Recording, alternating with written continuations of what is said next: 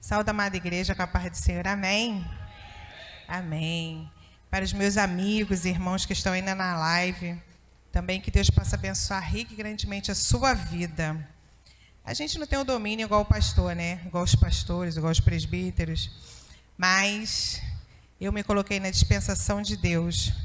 E eu creio que Ele irá falar no seu coração, se assim você abrir os seus ouvidos e o seu coração para receber a palavra do Senhor. Mês de maio é um mês para mim que é um mês muito especial, né? Nós comemoramos o mês das mães. E, gente, nada melhor do que ser mãe. Mãe é uma coisa sublime, é maravilhoso. Além disso, na minha carreira profissional, no dia 12 de maio é o dia do enfermeiro, foi o dia da Florence, que é a nossa mãe da enfermagem. Uma grande mulher que venceu na Crimélia, perdeu seus filhos, e ali ela fez a descoberta de como fazer a saúde surgir no ser humano. No dia 20 de maio, a gente também comemora o dia do técnico de enfermagem. Eu sou enfermeira, sem os meus técnicos eu não vivo. Então, 20 de maio foi o nascimento da Ana Nery, uma baiana retada, que foi até o governo e falou: eu quero a pensão do meu marido, lá em 1800. E o governo conseguiu sustentar aquela mulher com 3 filhos, então ela é um destaque na minha profissão. Então, o 20 de maio é o dia do técnico do enfermagem, em homenagem a Ana Nery. Olha quanta coisa boa, né? Eu me tornei mãe no dia 17 de maio, do meu primogênito. Ganhei ali, ó, Lucas, uma certidão de nascimento, e falou: agora se vira aí. Foi difícil, porque Júlia e Pedro não me deram trabalho, mas Lucas, 1 minuto que ele saía do meu lado, ele voltava sangrando, sem perna, sem cabeça, e assim vai. Então, Lucas me deu trabalho. Eu aprendi a ser mãe na marra com ele, né? Foi mais fácil com a Júlia e o Pedro. E o mês de maio é o mês das noivas. É o mês que as mulheres aí querem casar. Então, o mês de maio, gente, é rico por um monte de coisas. E a igreja, estrategicamente, também colocou o mês para nós buscarmos e olharmos com olhar diferente para as nossas famílias. Família, eu sempre falo, é um projeto de Deus. E Deus ama muito. E hoje é a chave principal que muitas pessoas querem destruir. Mas, em nome de Jesus, nossas famílias serão preservadas. E aí, quando veio, né, Luciano falou: Meire, você leva a palavra? Eu falei assim: levo. Eu sempre tenho mensagens escritas. Nunca me viram pregar aqui, né? Muitos irmãos já me viram há algum tempo atrás, mas há anos que eu não subo ao altar para trazer uma palavra, mas eu nunca deixei de escrever. Até porque eu amo estudar a Bíblia. A Bíblia, para mim, ela só não é uma questão da minha vida cristã, mas ela é a minha bússola. Então, ela me traz o equilíbrio, ela me desvenda coisas. Então, independente de eu ir fazer uma lição na célula, ou na IBD, ou vir trazer uma palavra, eu sempre estudo a palavra de Deus e trago para mim um modelo do que eu preciso me reeducar todos os dias. E eu te convido a fazer isso também, a ter intimidade com a palavra de Deus. A Bíblia é a nossa bússola, então, se você não entende o que ela está escrito, você não se entende. Então, é necessário que a gente entenda o que esse livro traz para a gente de tanta riqueza. E eu falei: eu vou levar essa palavra sim. E é uma mulher que eu gosto muito, é uma história que eu gosto muito. E aí, eu vou fazer uma pergunta para vocês, e vocês não precisam me responder, mas hoje, 22 de maio, que é dia do aniversário de Itaboraí, você deve estar aí com um monte de grilos na sua cabeça. Mas você dá essa resposta para você. Está tudo bem contigo? Tem certeza? Faça essa autorreflexão. Como é que está a minha saúde? Como é que está a minha vida emocional? Como é que está a minha vida espiritual? Como é que está a minha vida com meu marido, com a minha esposa, com os meus filhos, com o meu vizinho? Como está a minha vida profissional? Está tudo bem? Essa é a pergunta que a gente tem que se fazer todos os dias. Porque nós somos impactados todos os dias a não estar bem. E todos os dias, eu ando de ônibus, eu vou 5h20 da manhã todos os dias trabalhar e chego em casa 8h30 da noite, 8 horas. E eu escuto muitas histórias nos ônibus. Que saco, o ônibus está atrasado, eu estou atrasada, não aguento mais aquele emprego, não aguento mais onde eu moro. Olha quantas murmurações. E eu não ouço as pessoas falarem, graças a Deus que eu tenho esse ônibus, graças a Deus que eu tenho um trabalho, graças a Deus que eu tenho uma casa que eu não pago aluguel, graças a Deus que eu tenho uma casa que eu consigo honrar com aluguel. Eu não ouço isso, né? Então, essa pergunta a gente tem que se fazer. Está tudo bem contigo? E essa mulher, ela foi parada no meio do caminho. Está tudo bem contigo? Está tudo bem com seu marido? Está tudo bem com o seu filho? E ela falou, está tudo bem. E o pior, se eu, meu lado humano, Meire, onde tem o governo humano, né, existe uma dúvida, a gente é incrédulo. Se ela me perguntasse se estava tudo bem com meu filho morto, eu ia falar assim, pelo amor de Deus, não tem nada bem, vai lá, chama uma ambulância, busca alguém, chama o pastor, eu preciso que ressuscite o meu filho. Eu ia parar, eu ia perder tempo, porque a gente perde tempo. Mas essa mulher foi sábia e falou assim, está tudo bem, e continuou. Ela não quis falar com a pessoa equivocada, ela quis falar com a pessoa certa. Então, para mim, ela é uma mulher que ela tem várias questões muito positivas, né? E uma delas é o que nós, às vezes, não conseguimos fazer, que é guardar esse órgão tão pequenininho que fica na nossa boca, que se chama língua. E através da língua, às vezes, eu lanço palavras de maldição e, às vezes, eu não consigo abençoar. E a nossa língua, irmãos, ela precisa ter ali um abismo entre o cérebro e ela. E, às vezes, quando você fala assim, está tudo ruim, na tua boca tem que falar, está tudo bem. Porque eu tenho um Deus, que eu sirvo esse Deus. E se eu tenho um Deus e eu prego esse Deus, por mais que doa, eu preciso estar bem. Então, essa é a história de hoje. Está lá em 2 Reis 4, de 8 a 37. 2 Reis 4, começando no versículo 8 a 37. E ela começa dessa forma. O pessoal que não achou pode acompanhar no telão. É uma história muito bonita. Sucedeu também um dia que, indo Eliseu a Sunem, havia ali uma mulher rica. Havia o quê, gente? Uma mulher o quê? Olha só, eu recebo. Rica, próspera, né?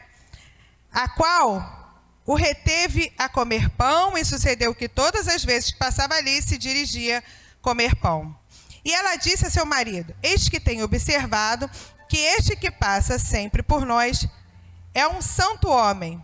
Façamos-lhes, pois, um pequeno quarto junto ao muro, e ali lhe ponhamos uma cama, uma mesa, uma cadeira, um candeeiro, e há de ser, vindo a nós, para ali se retirará, ou seja, descansar.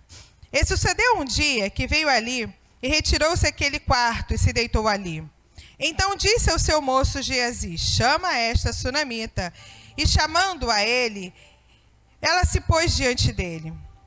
Porque lhe disseram, dize-lhes, eis que tu nos tens tratados como todos os desvelos, ou seja, muito bem, que se há de fazer por ti? O que você quer que eu faça? O que eu espere, né?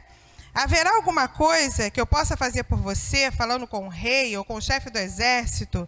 E ela disse, eu habito no meio do meu povo, ou seja, não preciso de nada, estou bem. Então disse ele, que se há de fazer, pois, por ela? E Geazi disse, ora, ela não tem filhos, e o seu marido já é idoso.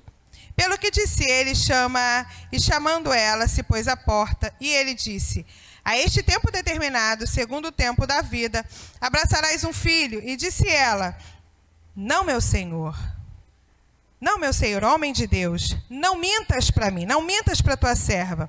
E concedeu a mulher e deu à luz a um filho, a tal tempo determinado, segundo o tempo da vida que Eliseu lhe dissera.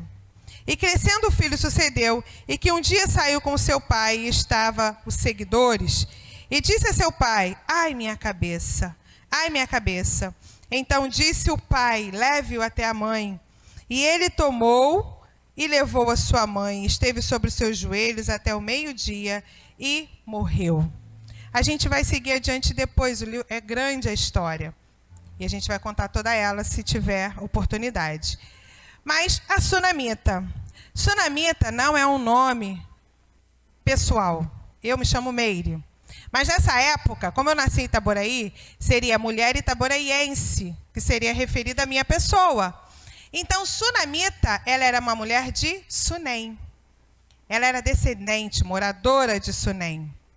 Era uma mulher rica, acolhedora, generosa, observadora. A gente viu lá no versículo 1, que ela observou Eliseu. Ela viu aquele homem passando.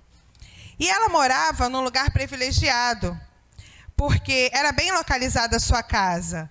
Sunem, ela ficava de frente para o Monte Carmelo. Quantos lembram a história do Monte Carmelo? Lembra? Não lembram, né? Mas a gente vai lembrar.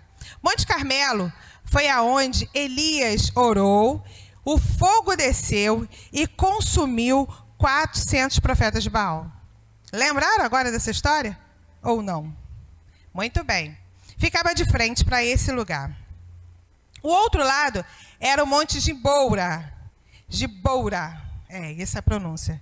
Giboura. Qual foi o Monte Giboura? Esse é um monte também muito famoso, mas ele foi amaldiçoado por Davi, porque nesse monte, Saul e Jonatas foram mortos pelos filisteus. Então Davi amaldiçoou, dizendo que aquele lugar seria infértil. Então não tinha fruto, não tinha flores, não tinha nada disso. Por quê? Porque Davi usou aquela língua que a gente falou lá no início. Usou o poder da palavra, ele estava chateado.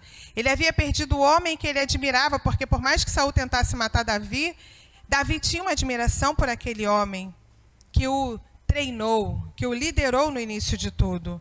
E Jonathan era um homem que ele amava, né? Era o seu melhor amigo. Ele aprendeu a amar Jonathan de uma forma especial.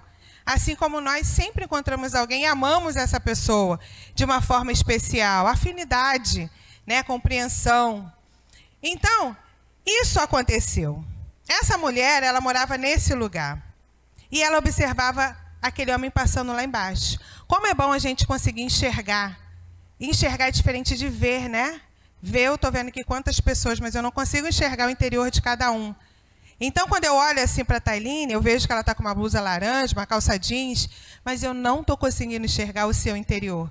E, às vezes, o seu interior não está lá grandes coisas. Ou ele está muito feliz, porque ontem ela saiu com o Roger, ou está muito triste, porque deixou um filho adoecido em casa. A gente não consegue enxergar o interior das pessoas. Mas essa mulher, ela conseguiu enxergar Eliseu. Ela viu que ele era diferente, que ele tinha um brilho diferente. E Eliseu, ele também era um homem diferente. Quem foi Eliseu, gente? Alguém sabe? Eliseu foi o homem que andou com Elias. E quando Elias foi tomado naquela carruagem de fogo, ele falou, eu quero porção, mas eu quero uma porção dobrada do que há na tua vida. Misericórdia, quanta responsabilidade. Se eu estou aqui tremendo, você imagina que a unção é pastoral e eu não sou pastor, você imagina a dobrada a unção. O cara devia pipocar. Então Eliseu não era qualquer pessoa. Ele foi sábio, estratégico, ele pediu porção dobrada a Elias. E assim foi feito. Né? Eliseu é um grande homem de Deus. E ele se entregava na obra do Senhor, porque ele cuidava da escola de profetas. Então, Eliseu não era qualquer pessoa. Ele destinava o seu tempo para poder cuidar do outro. E cuidar de uma forma diferente. Não é dando comida e pão, mas trazendo os princípios e conceitos do que era a formação de um homem espiritual. E ele fazia isso.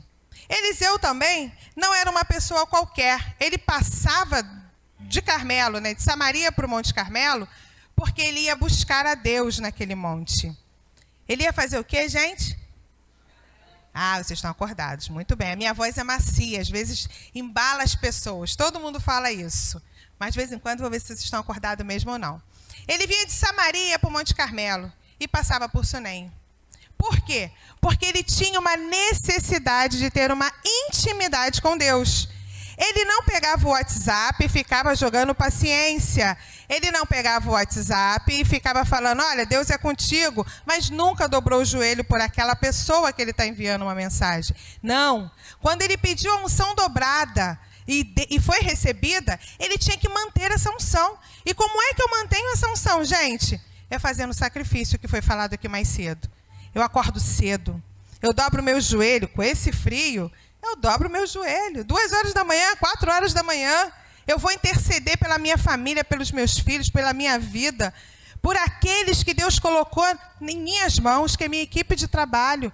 Eles não conhecem a Jesus, mas eu tenho Jesus, eu tenho por obrigação de orar e apresentar esse bom que eu tenho para eles. E um dia eles reconhecerem que Deus é o suficiente Salvador. É minha obrigação enquanto líder cristã, enquanto líder. Deus não me colocou ali em vão. Deus me colocou por um propósito. Então, se você trabalha, seja lá com uma pessoa que não tenha o mesmo credo religioso seu, você não tem que criticar, você tem que mostrar o Deus que está dentro da tua vida. E como é que eu consigo mostrar? É fácil? Não é. Só através da oração, só através da intimidade com o Pai, para que Ele possa desenvolver a sabedoria no meu coração para eu lidar com o próximo. Porque ser humano é difícil a beça da gente conseguir conquistar, da gente conseguir estar junto. Não é tão fácil. Então, Eliseu era esse homem. Ele andava 56 quilômetros de um lado para outro e subia 525 metros. Coisa pra caramba, não quero nem imaginar, não tinha carro. A Bíblia não diz se ele subia a camelo ou de boi ou cavalo. Diz que subia. Então, eu quero crer que de repente era a pé. Mas subir isso tudo, imagina eu, do jeito que sou fofinha, subindo, ia chegar lá, acabada. Mas era o sacrifício dele.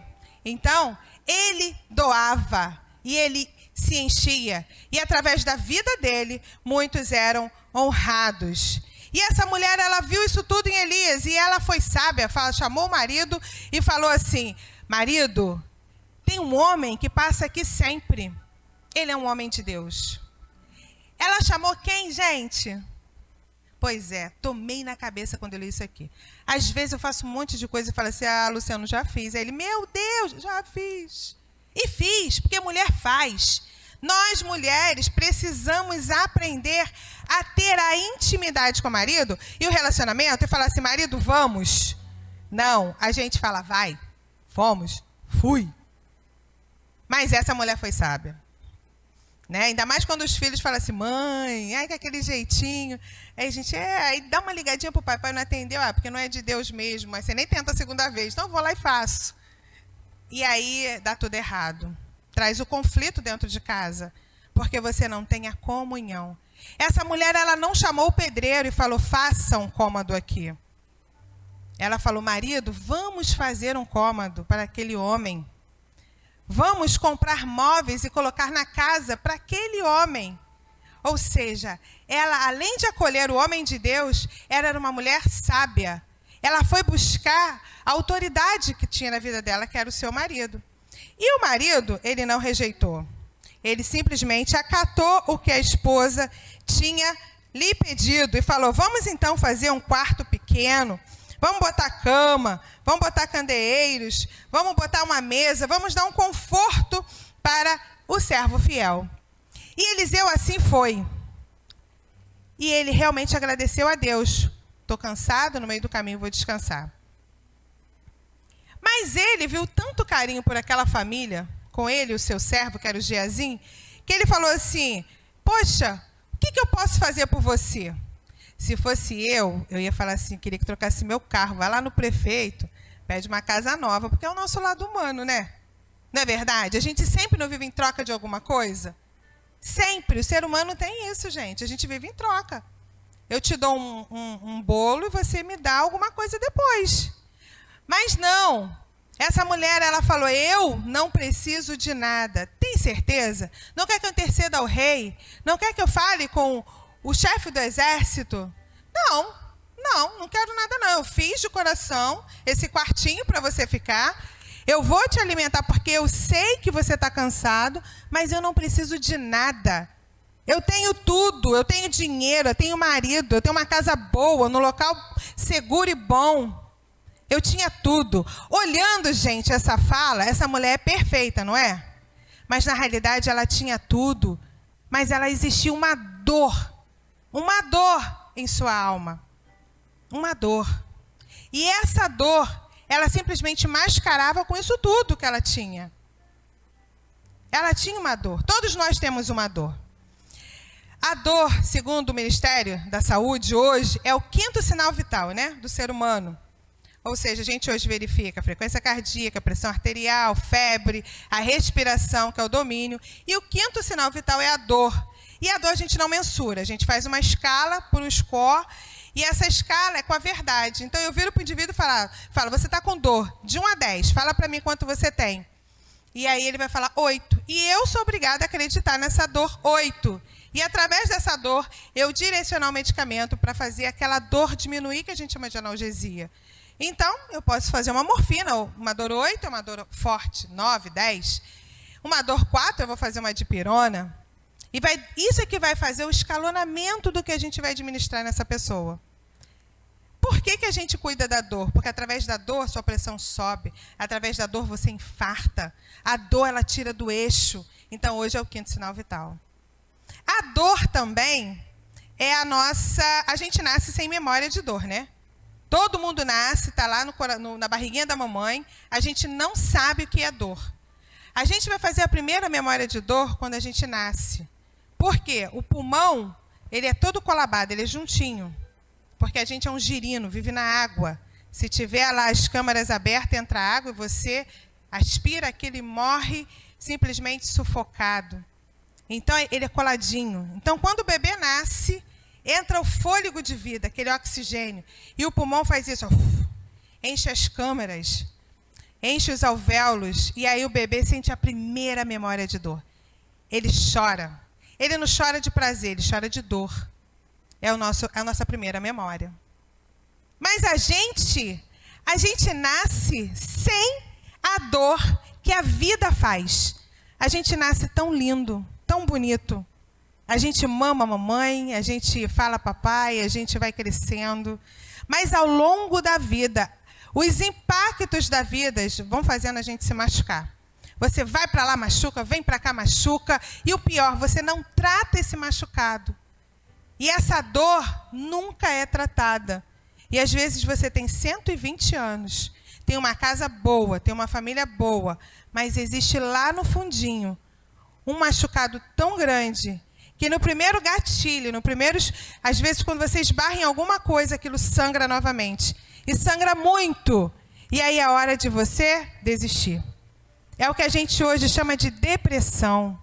Depressão, transtorno de ansiedade, depressão pós-traumática. Gente, as doenças psicossomáticas são enfermidades. E enfermidades são doenças da alma. Precisa de um profissional para cuidar. Mas você tem um Deus, você tem que trabalhar o perdão também. É diferente das doenças que eu tenho que ter vetores, eu tenho que ter um vírus, tenho que ter uma bactéria, eu tenho que ter um corte aberto para sangrar. Então, enfermidade é doença da alma. Então, as doenças psicossomáticas são doenças da alma. E quando você vai conversar com essas pessoas, elas vão falar assim, olha, a minha mãe me batia com 5 anos de idade, eu nunca perdoei ela. O meu pai me batia, me jogava na parede com 15 anos de idade, eu nunca perdoei ele. Aquele meu primeiro namorado, e eu já sou casada, então ele me traiu, e eu nunca perdoei aquela traição. Aquele líder que não deixou eu cantar, eu fiquei com uma raiva dele, mandei ele para o inferno várias vezes mentalmente, então eu não consegui perdoar. Aquele pastor que me feriu, eu não consegui também perdoar. Isso são feridas da alma. Não conseguir perdoar. Ou as feridas que você própria esconde. Aquilo que você fez, que você nunca conseguiu contar para ninguém, e a sua consciência o tempo todo fica te acusando. Você fez, e você nunca tratou. Você vai cair de novo. São os machucados da vida. Essa mulher, ela tinha o machucado da vida. Ela não era tão plena conforme ela dizia. Não era. Se a gente ver lá no versículo 16...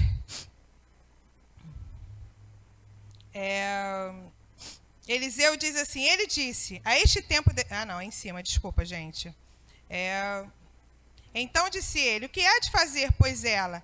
Quando ela disse para Samuel, para Eliseu, que ela não tinha nada, ela tinha tudo, ele ficou sem saber o que poderia fazer por ela. Então ele foi lá e perguntou para Geazi. Geazi é seu escudeiro. A gente precisa ter amigos que observam as coisas que a gente não consegue enxergar. A minha mãe é minha melhor amiga. Ela fala assim, olha, Meire, você engordou muito. E o seu marido, ele não vai te amar tanto assim. Trata de emagrecer. O meu pai já fala, você é linda para sempre. E eu preciso dos dois na minha vida. o que me coloca para cima e o que me deixa contra a parede. Senão não vou viver. Ela é minha inimiga? Não. Ela é minha melhor amiga. Precisamos ter essas pessoas do nosso lado. Não as pessoas invasivas, mas as pessoas que te colocam para cima e que tentam buscar melhorar a sua vida. Geazi foi um desses. Geazi olhou para um lado, olhou para outro e falou assim, olha, Eliseu, essa mulher, eu vejo que ela não tem filhos. Ela tem tudo, mas ela não tem filho. E o esposo dela, talvez já não funcione mais tanto para ter um filho. Ele já é idoso. Só que nós servimos um Deus vivo. E Deus, Ele honra a palavra que você lança. A gente precisa ter cuidado com isso. Aquilo que você fala, acontece. Olha, hoje em dia, um monte de gente morre de raios. Não sei se vocês já repararam tanto. Quando eu era pequena, as minhas tias falavam muito para que o raio parta, para que o raio parta. Isso era uma praga. E hoje, como morre gente de raios? É o poder da palavra. Nós precisamos abençoar a nossa descendência. E aí, então, Geazi fala isso para Eliseu. E aí ele fala assim, então chama ela lá. E aí no versículo 16, ele diz assim, a este tempo determinado, segundo o tempo da vida, abraçarás um filho. Ou seja, daqui a um ano, daqui a 9 meses, nesse mesmo tempo, você estarás com seu filho no braço. E essa mulher ali, a gente consegue desvendar a dor dela. Ela fala assim, não, meu Senhor, homem de Deus, não mintas para mim. E realmente, daqui a 9 meses, estava lá no varalzinho dela, cheio de fraldinhas, ela lá colocando para secar. Agora sim, essa mulher tinha tudo, era plena.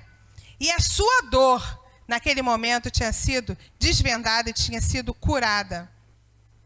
Porém, com um determinado tempo, aquele menino ficou lindo, bonito. E aí esse menino, num belo dia, chega para o pai e fala, pai, não estou bem. Ai, minha cabeça. Ai, minha cabeça. E o pai faz o quê? Transfere a responsabilidade. Entrega lá para sua mãe. A mãe tem um colo acolhedor. E ele assim fez. Os servos o levaram e entregaram para sua mãe. A mãe fez de tudo. Colocou no seu colo. E ali o menino não teve jeito, veio a falecer. Isso é muito doloroso. Muito doloroso. Essa semana eu perdi um menino de 15 anos. E foi uma experiência muito ruim, porque eu não gosto de criança, não trabalho com criança, né? Não é a minha praia, não é porque eu realmente não consigo. Apesar de ter trabalhado 3 anos coordenando a pediatria, mas eu tenho muitos filhos, mas não para cuidar dessa forma, para trabalhar não. E esse menino, ele faz um linfoma e em 7 meses a gente perde ele, é um menino jovem, bonito, filho único. E a gente orou, a gente fez de tudo, mas, infelizmente, nós o perdemos. E a gente precisa entender que nem sempre a gente ganha na terra, mas a vontade de Deus ela é boa, é perfeita, é agradável, e a gente precisa crer nisso mesmo perante uma dor tão grande. Então, eu jamais queria passar por isso. A igreja me acompanhou alguns anos atrás no processo do Lucas, com 12 anos, que o médico disse que ele tinha uma comunicação intraatrial de 3 centímetros. E como que eu sofri? A igreja estava do meu lado. Eu nunca deixei de amar vocês e amei muito mais depois disso, porque sem vocês eu não teria conseguido. E foi aqui, no altar, quando o Cláudio Jorge chama Lucas e a igreja ministra sobre a vida dele. E eu abraço o Lucas. Lucas tinha fogo no corpo dele, né? Saiu uma temperatura que eu nunca imaginei. Ninguém consegue ter 40 graus e ele me queimava aqui, abraçada com ele. Ele só tinha 12 anos. Então, eu não consigo imaginar a morte dentro do meu lar. Não consigo, mas isso é um processo, né, gente? A gente tem que passar. E aí, Deus, ele me restaurou, porque ele me devolveu o Lucas de volta, né? E ele está aí hoje, fez 23 anos essa semana, para a honra e glória do nome do Senhor. Então, eu não consigo imaginar a tamanha dor dessa mulher. Como essa mulher não ia desesperar, conforme eu contando aqui, estou em lágrimas, né? Mas ela tinha um Deus. E ela falou, opa, eu vou colocar esse menino lá no local certo. Subiu para o quarto de Eliseu, deitou o seu filho lá morto, fechou a porta. Quando ela fecha a porta, não é um segredo. É você guardar aquilo que você busca. Às vezes a gente fala demais. E a gente fala para todo mundo o nosso problema, mas a gente não vai na pessoa certa buscar a solução. E às vezes a gente fala até com aquelas pessoas que não compartilham da nossa mesma crença ou fé. E a pessoa traz um julgamento. Servir-se Deus, ela faz tanto. Então não é necessário, a gente não pode ficar falando tudo, né? Então ela fecha o quarto. Ela fala com seu marido: olha, eu estou indo atrás do profeta. Era uma época difícil, porque a mulher naquela época não podia falar com o homem. Hoje eu estou no altar falando para vários homens. Nessa época a gente não podia, a mulher era preservada, era o homem que tinha que ir. E ir até o profeta tinha dia certo para que isso acontecesse. Não podia ser um dia qualquer. Então ela chama o seu marido e fala: olha, eu estou indo atrás de Eliseu. Ele: mas hoje não é lua cheia, ou seja, está fora da época. Não é sábado. E ela: eu vou atrás dele. E foi. O que está acontecendo? Ela também não respondeu, talvez não tinha dado tempo. E ela vai em busca de socorro. Chama os seus servos e vai em busca de socorro. Quando chega no Monte Carmelo, Geazi olha e fala assim: ih, e vem a sunamita. E Eliseu fala: não, deixa que ela venha. Aliás, antes disso, Geazi interpela ela e pergunta se está tudo bem. Se está tudo bem com ela, com o marido, com o filho. E ela diz: está. E segue. Ela não perdeu tempo. Se ela tivesse ficado ali, talvez ela teria perdido. Mas ela não perdeu tempo. Seguiu a sua viagem. E foi até o homem de Deus. E esse homem, de novo, Geazi tenta interpelar ela, tenta parar ela. E ele fala: não, deixa que ela venha. Ela está com a alma angustiada, existe uma dor ali. Mas Deus não me revelou essa dor. Então, deixa que ela venha. E ela vai e ela simplesmente fala para ele e questiona, né? Questiona o profeta. Eu disse para você não mentir para mim. Hoje o meu filho se vai. Eu não te pedi filho. E ela realmente não havia pedido, ela já estava trabalhando com aquela angústia há algum tempo. E ele, sem entender, ele manda Geazi ir e levar o... Aí, gente, acabei me perdendo. Peraí. Está lá atrás.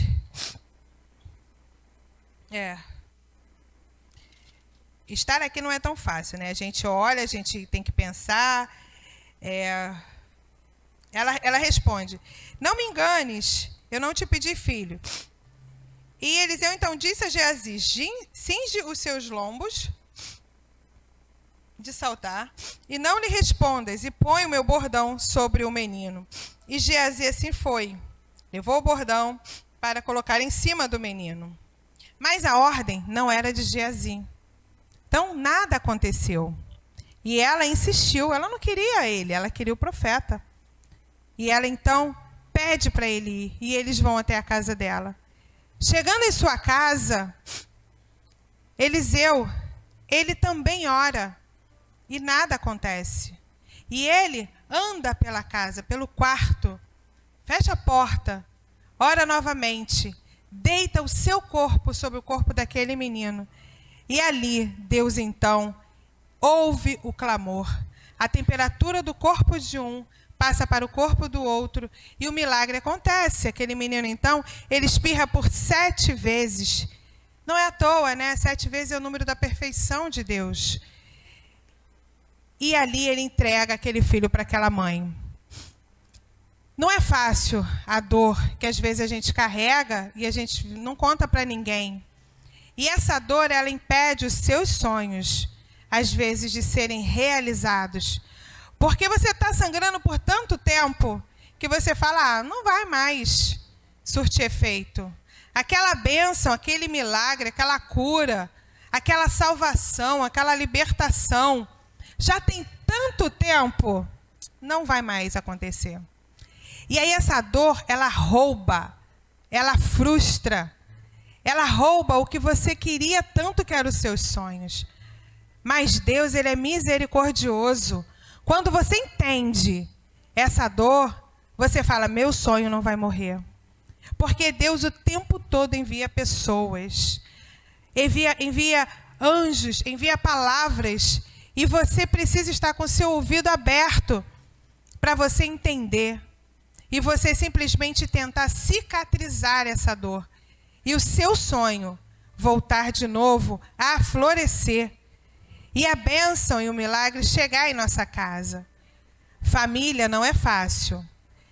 No meio da família, a gente sangra, a gente deixa de sonhar, a gente deixa de buscar.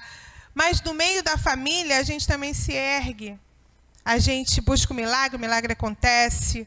Não somos perfeitos. Se você olhar para o teu lado, essa pessoa é linda e maravilhosa, mas não é perfeita. Às vezes, nós vivemos com pessoas que a gente acha que conhece, e aí, no meio do caminho, a gente não conhece, porque a gente nunca deixou se conhecer. Lá em Gênesis, quando Deus fala para Adão e Eva sobre a nudez, a gente brinca, né, que é a roupa, mas não é a roupa, é a veste. E as vestes, ela é muito maior do que essa roupa. Eu preciso enxergar o outro com clareza. Quando eu enxergo o outro com clareza, quando existe essa nudez, eu consigo enxergar uma cicatriz, uma ferida sangrando ali. E família também, a gente precisa olhar um para o outro e amar cada um conforme eles são. Ninguém é perfeito, mas nós precisamos atingir aí o máximo de sabedoria junto a eles.